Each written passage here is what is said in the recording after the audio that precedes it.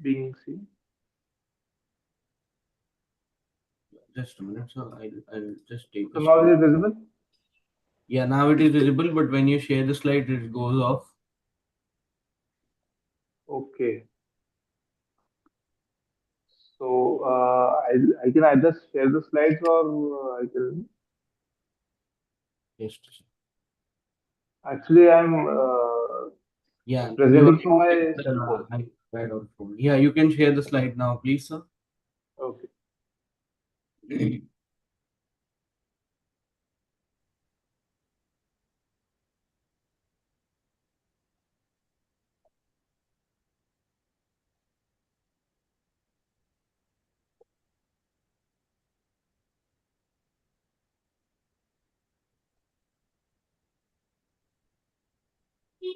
Yeah. So shall I begin? Yes. Hello. Hello. Yes. Technical team, is it okay now? Good morning. Yes, Myself, yes. Dr. Usman Ratnawala. Today I'll be going. Hello. So please continue. Please continue. Please continue. Hello. Yes. So today I'll be discussing about the role of GLP-1 RAs in cardiometabolic protection. So today we'll be speaking about an overview of obesity and type 2 diabetes in Indian population, cardiovascular risk in obesity and diabetes. Then we'll be taking up two cases, and according to them, we'll be discussing the guideline and recommendations of GLP-1 RAs in those specific cases.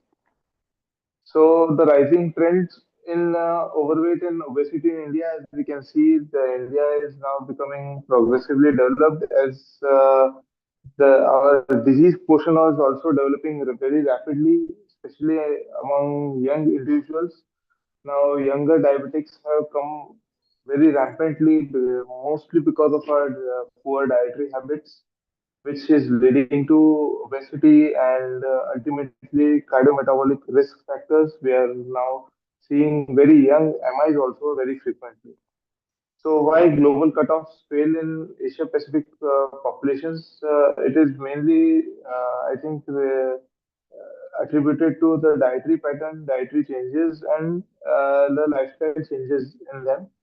So, Asia Pacific populations have lower body weight as compared to other populations, but tend to have higher amount of body fat at a given BMI compared with other populations. So, we are having a lesser muscular weight as compared to the other populations, such as Australia and Gulf countries.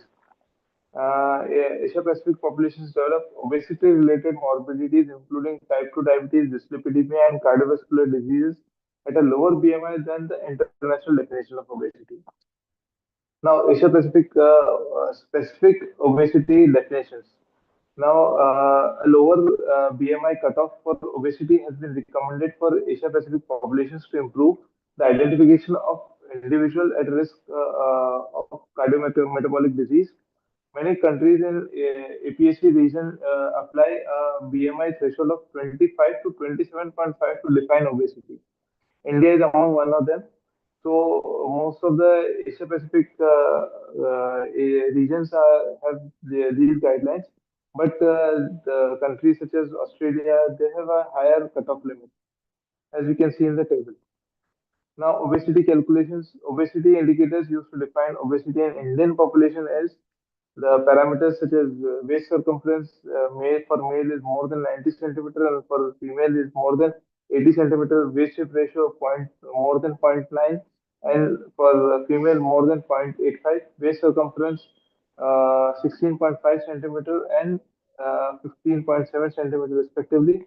Neck circumference uh, uh, 35 centimeter and 34.25 centimeter. Body fat percentage more than 25% in males and more than 30% in females. Body mass index in males is more than 23 kg per meter square, and for females more than 25 kg per meter square. Now, unrelenting epidemic of epidemics, epidemic of diabetes in India. In India, the prevalence of diabetes and pre-diabetic and other metabolic risk factors such as obesity, dyslipidemia, blood pressure, and physical inactivity is rising. And the reasons I have already discussed in previous slides. Now, the unmet needs in management of type 2 diabetes. For firstly, is uncontrolled glycemic control. Most of the Indian diabetics all over the world are also uncontrolled. Despite taking OHAs and insulin, most of them are being uncontrolled. Then high incidence of CKD being a very vicious and occult problem, mostly diagnosed at a later stage, often requiring dialysis, associated weight loss and overweight and obesity, high prevalence of MAFLD in type 2 diabetics, T2DM with cardiovascular risk, and addressing PCOS and arthritis. Now, can GLP-1 RA be regularly used in cardiometabolic practice? The barriers in decision making. Cardiovascular risk in obesity and diabetes. Now, CV risk reduction by GLP-1 RAs by diabetes control, overweight and obesity and HPF implementation in clinical practice. Now, overweight and or obesity increase risk of CVD events in absence of other metabolic risk factors. So, even obesity alone is alone responsible for CAD as well as cerebrovascular risk and as well as heart failure, even if diabetes is not present. Now, management of cardiovascular disease in patients with type 2 diabetes, clinical approach, and key recommendations.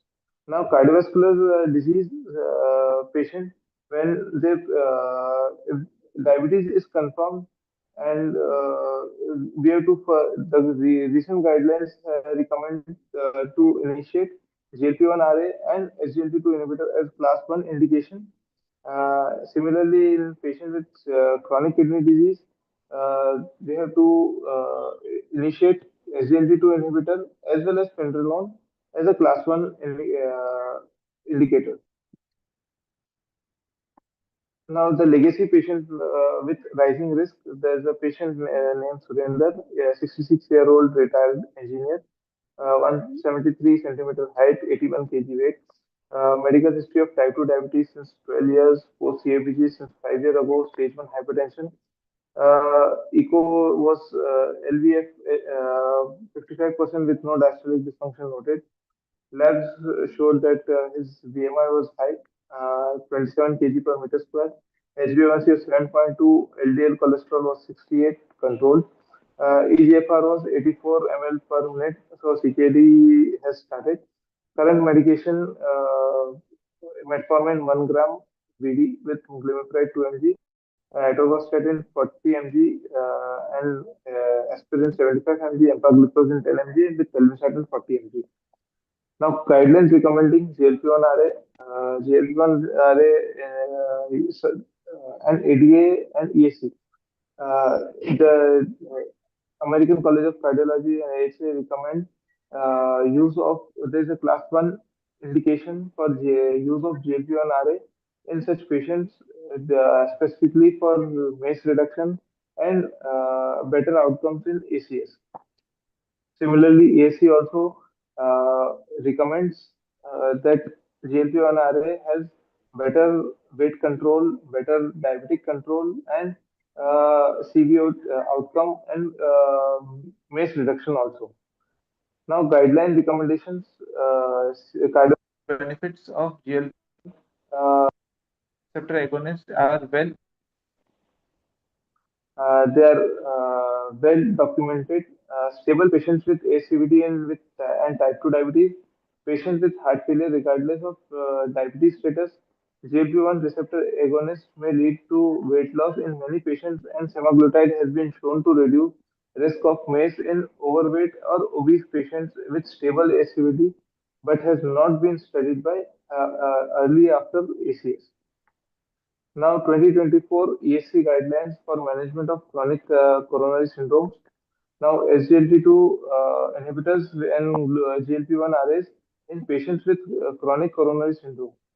SGLT2 inhibitors have proven better better CV outcomes in type 2 diabetes and CCS to reduce CV event independent of baseline or target HbA1c and independent of concomitant glucose lowering. So despite of the diabetic effects, it has also shown better cardiovascular outcome and it is class 1 recommendation. Similarly, GLP-1 receptor agonist semaglutide should be considered in CCS patients without diabetes but with overweight or obesity to reduce severe mortality, myocardial infarction, or stroke. This is class 2A indication. So the only anti-obesity approved by ESC guidelines for chronic coronary syndrome without हाँ, diabetes with overweight or obesity on the basis of select trial. Now treatment है? algorithm for hello. बस ये meeting में चल रही है तो आ जा फिर जाओ Treatment algorithm for ESO 2025 for individuals with obesity. बैठो बैठो मैं ये बोल रहा था कि उसको hello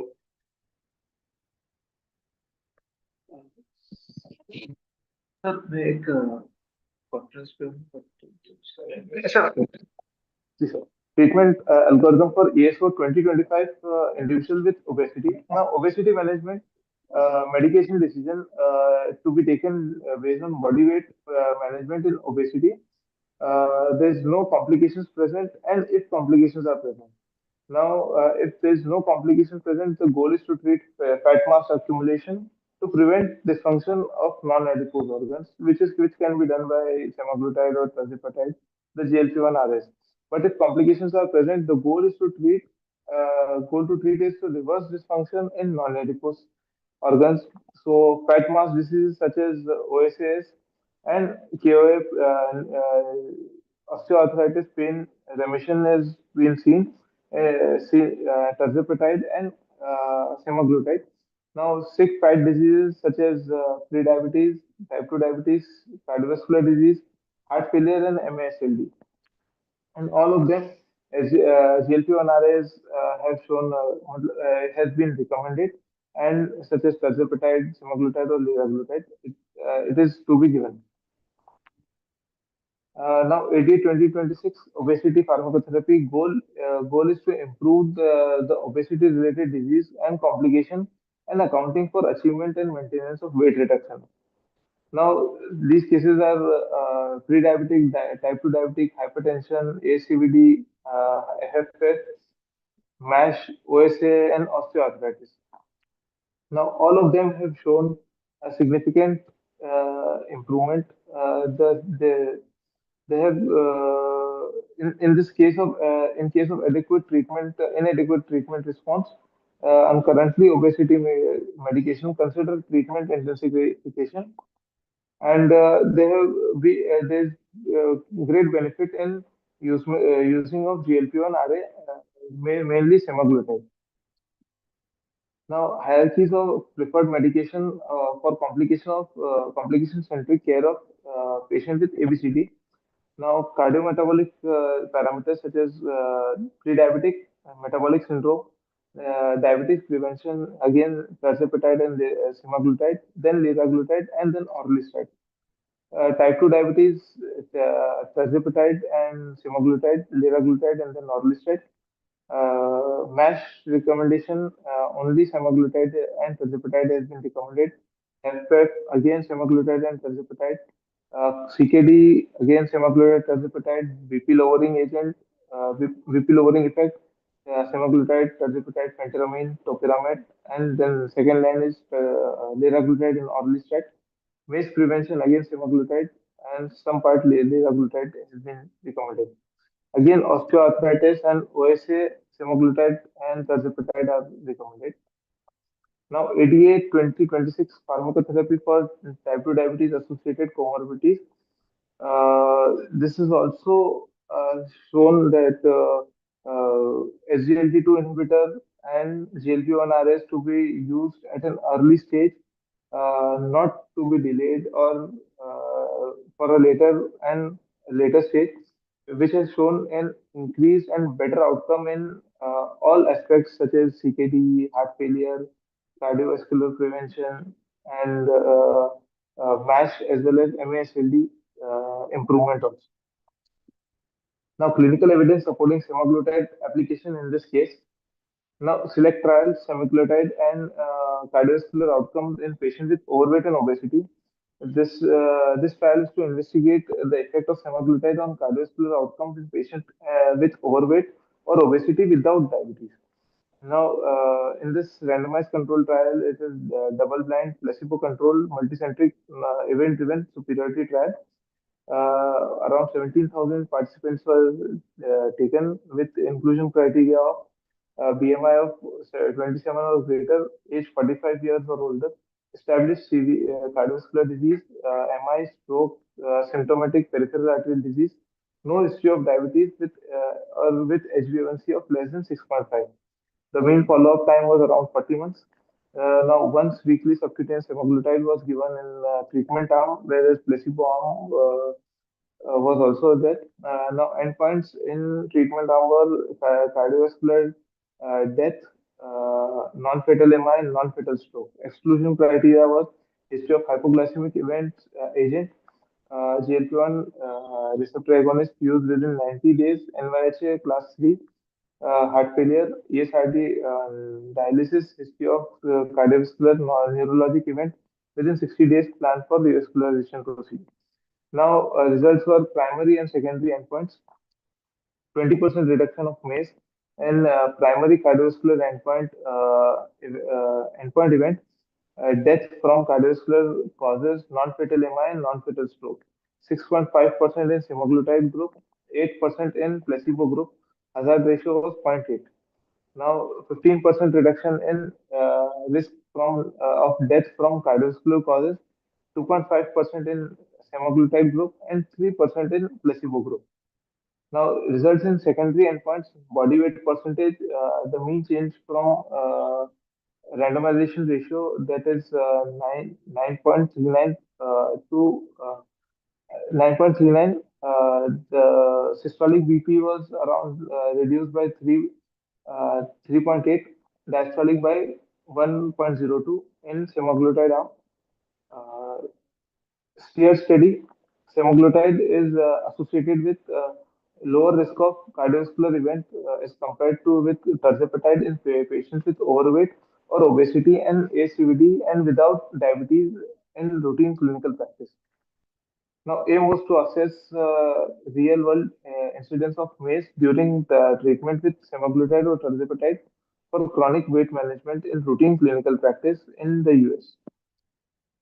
Now, primary outcome measures, revised 3-point MACE, myocardial infarction, stroke, and all-cause mortality. Revised 5-point MACE, myocardial infarction, stroke, hospitalization for heart failure, coronary revascularization, and all-cause mortality. Now, SPEAR study results were the revised 5-point MACE showed significant p-value of 0.04, and semaglutide the values were 16.7 and tirzepatide 21. So, and revised 3-point MACE in the semaglutide arm 7.6 and tirzepatide arm was 10.8. So the conclusion of study was the significant lower risk of revised 3-point MACE with semaglutide versus tirzepatide. Now, there was significantly lower risk of revised 3-point MACE with semaglutide versus uh, tirzepatide arm. Now, patients with high CV risk, Miss Lobo, 52-year-old homemaker, 170 centimeter height, 80 kg weight, BP of 140 by 86, no history of type 2 diabetes or CVD, but deranged lipid profile, habit of food craving and overeating. Lab showed HbA1c of 6.6, post meal sugar was 150, BMI was 27.7, LDL 110, triglyceride was 180. Current medication was atorvastatin 40, aspirin 75, telmisartan plus amlodipine combination. Poor adherence to diet and exercise due to cultural meal pattern and work. GLP-1 RAs and cardiovascular imperative. GLP-1 arrays are expressed not only on pancreas, that is beta or alpha cell, but also throughout the cardiovascular system, excluding cardiomyocyte, vascular endothelial cells, smooth muscle cells, central nervous system, kidneys.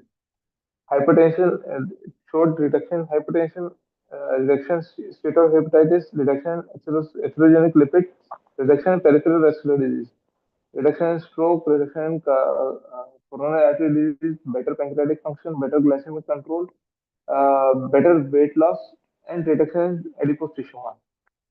WHO recommendations now in Caucasian as well as South Asian populations, underweight is BMI less than 18 centimeter, uh, healthy weight around 18.5 to 24.9 BMI, overweight 25 to 29 BMI, obesity class 1 30 to 34, and obesity class 2 35 to 39, and obesity class 3 is more than 40.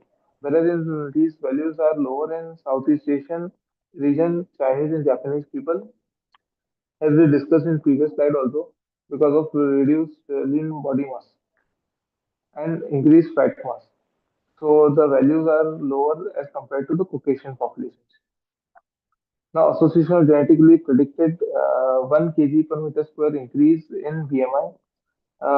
So every increase in 1 kg per meter square, there is a increased chances of these complications such as aortic valve stenosis, heart failure, DVT, arterial hypertension, PAD, coronary artery disease, atrial fibrillation, pulmonary embolism, SAH due to accelerated hypertension, abdominal aortic aneurysm, intracerebral hemorrhage, ischemic stroke, TIA, and thoracic aortic aneurysm.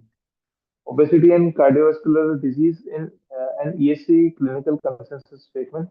Glucose lowering medication with effects on weight loss, such as GLP-1 RS, should be considered in patients with type 2 diabetes and overweight or obesity to reduce weight, class 2A level recommendation. GLP-1 RA with proven cardiovascular benefits such as liraglutide, semaglutide, dulaglutide, glutide are recommended in patients with T2DM and atherosclerotic CVD to reduce CV events independent of baseline or target HbA1c and independent of concomitant glucose lowering medication. GLP-1 RA semaglutide should be considered in overweight, that is BMI more than 27 kg per meter square, or obese chronic coronary syndrome, patients without diabetes to reduce severe mortality, MI, stroke, class 2A level of indication. Now, prevention of ACVD in type 2 diabetes, now nutrition and lifestyle, BP management. Does the individual have established CVD? If yes, then high dose statin, GLP-1 RAs, and SGLT2 inhibitor. Does the individual have ACVD in at least two vascular beds or one vascular bed, and is 65-year old? If yes, then consider aspirin and rivaroxaban 2.5 mg twice daily, or for individuals who do not need systemic anticoagulation and dual antiplatelet therapy and do not have another contraindication. If the above answer is no, then aspirin 81 mg once daily or clopidogrel 75 mg once daily.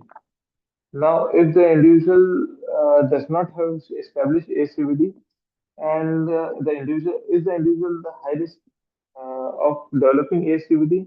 If yes, then initiate high intensity statin and GLP-1 RA with SGLT2 inhibitor. If the answer is no, then moderate to high intensity statin alone is sufficient. Now, ACC and AHA with ESC and ADA guidelines for recommendation of GLP-1 RA use.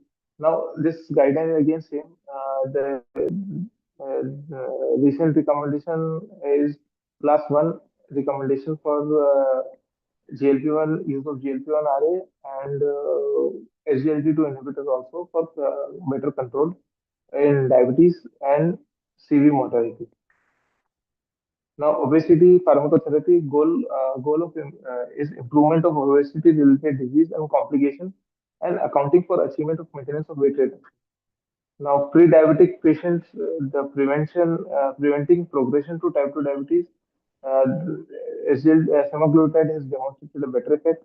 In type 2 diabetes, again, the semaglutide is better benefits. Hypertension, BP lowering agent, ACVD, uh, HFF, MASH, OSA, and osteoarthritis. All of them have better outcomes with GLP-1 agonists. Now, algorithm from EASO for individuals with obesity management, medication decision, the obesity weight management, body weight management in obesity, then no complication is present, then we can go for tirzepatide or semaglutide. If the complications are present, then fat mass disease is present, that is obstructive sleep apnea or osteoarthritis, then again we can go for GLP-1 RS. Then sick fat disease such as pre-diabetes, type 2 diabetes, CVD, heart failure, and MASLD. In all such cases, GLP-1 RAs are recommended. ESC guidelines for management of chronic coronary syndrome, SGLT2 inhibitors, glucagon-like peptide inhibitors in patients with chronic coronary syndrome. Again, SGLT2 have class 1 indication and GLP-1 RAs have class 2A recommendation. The only anti-obesity approved by ESC guidelines for chronic coronary syndrome without diabetes with overweight or obesity on the basis of select trial. Now, select trial again semaglutide and cardiovascular outcome in patients with overweight and obesity.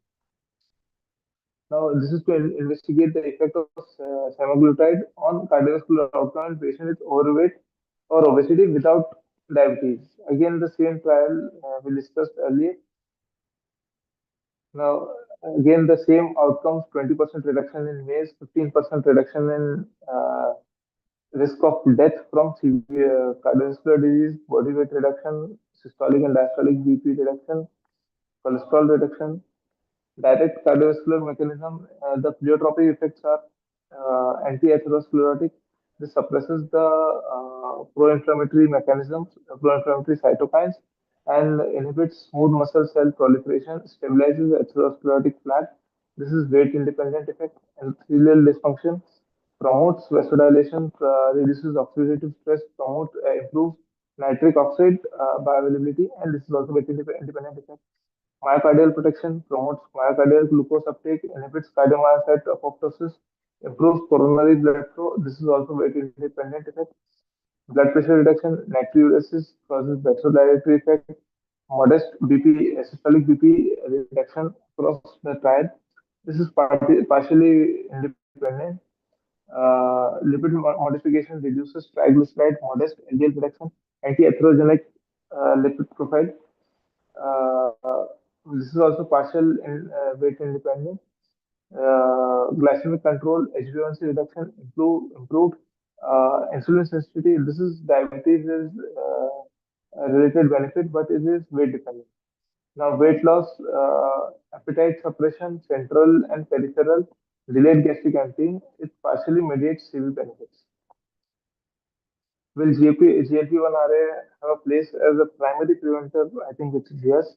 Now, as you can see, the leader and sustained six trial, multi-source AI-driven analysis of CVOT and electronic health record found that elderly patients without prior cardiovascular events receiving GLP-1 RA therapy experience an absolute CV risk reduction comparable to those in secondary prevention. This suggests high-risk primary prevention patient may derive equivalent benefit.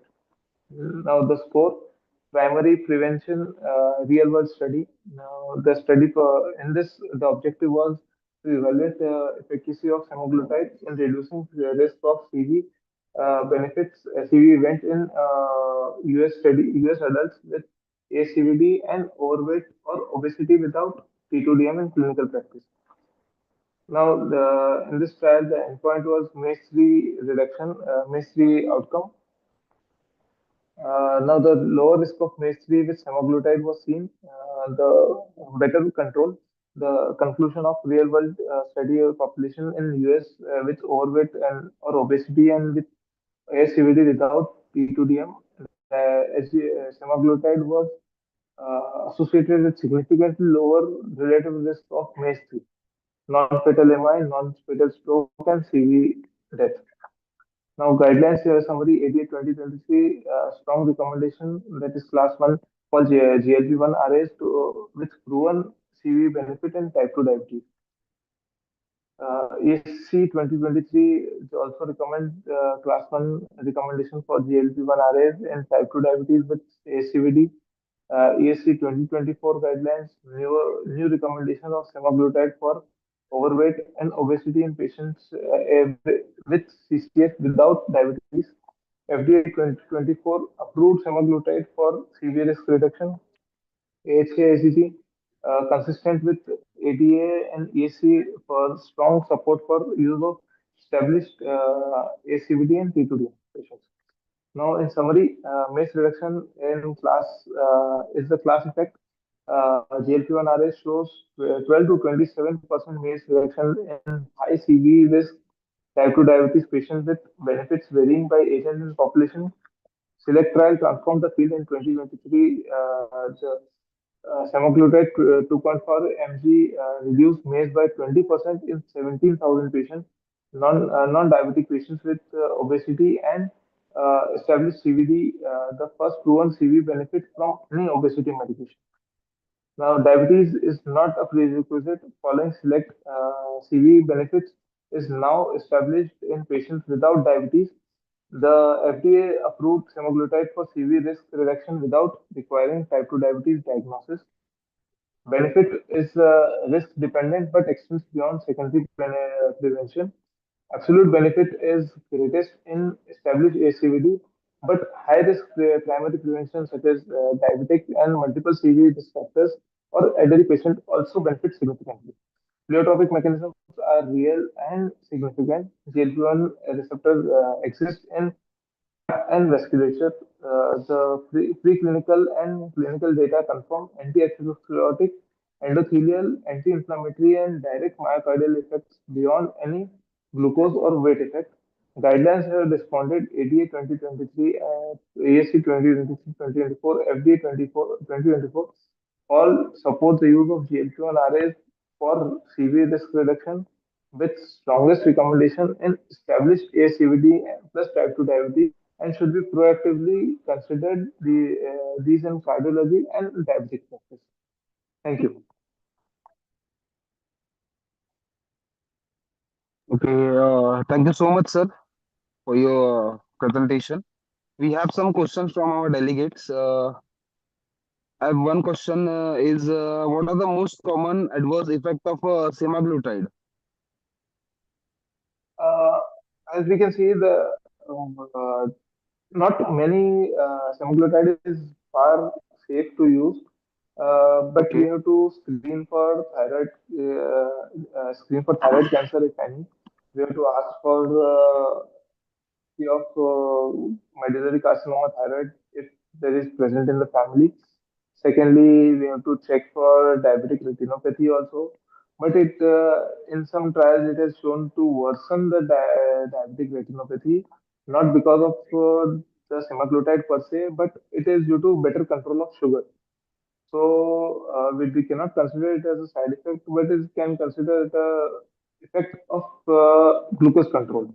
Secondly, the side effects are mostly gastrointestinal related, such as bloating or sometimes vomiting, gastritis, which is usually mild and can be easily controlled by PPIs and conventional antacids. okay. And one again question is what is the recommended dosage schedule if I want to start the semaglutide? Now it is semaglutide. Usually it comes in a dose of 0.25 to 2.4.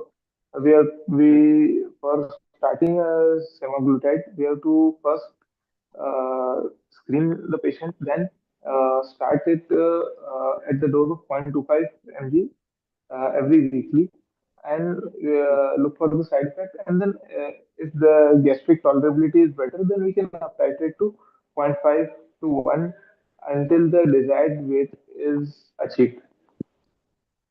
Okay. And one last question is asking from our delegates, is dose adjustment required in renal or hepatic impairment? Hello, Hello, hello, hello, hello. hello. Sir, am I audible? Ji. Yeah. Sir, the question Yes, yes, yes.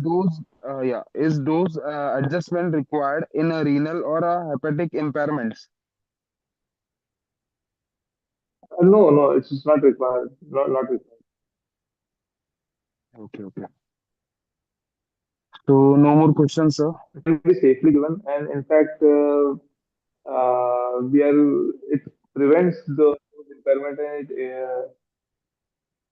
Yes. Okay. Thank So you. till now there is no question from our delegates. So we are closing the session now. Thank you so much for your presentation and time, sir. Thank you. Thank you. Yeah. Thank you so much. Thank you so much, sir. Yeah. Thank you so much, sir.